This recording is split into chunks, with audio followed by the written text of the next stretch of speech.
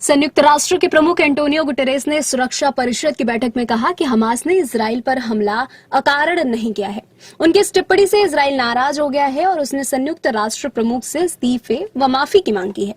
Israel के विदेश मंत्री एली कोहेन को संयुक्त राष्ट्र मुख्यालय में गुटेरेस से मुलाकात करनी थी, जिसे उन्होंने रद्द कर दिया और उन पर आतंकवाद को बर्दाश्त करने और उचित ठहराने का आरोप लगाया। संयुक्त राष्ट्र प्रमुख ने कहा कि यह भी मानना महत्वपूर्ण है कि हमास द्वारा किए गए हमले अकारण नहीं हुए।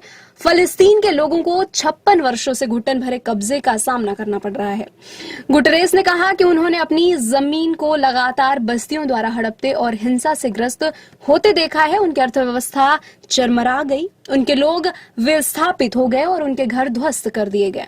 अपनी दुर्दशा के राजनीतिक समाधान की उनकी उम्मीदें खत्म होती जा रही हैं। फलस्तीनियों की शिकायतों को हमास के भयावह हमलों से उचित नहीं ठहराया जा सकता है और वे भयावह हमले फलस्तीनी लोगों की सामूहिक दंड को उचित नहीं ठहरा सकते हैं। सोशल मीडिया मंच एक्स पर एक पोस्ट में कोहेन ने कहा कि वह संयुक्त राष्ट्र महासचिव से नहीं मिलेंगे। 7 अक्टूबर के नरसंहार के बाद संतुलित दृष्टिकोण के लिए कोई जगह नहीं है।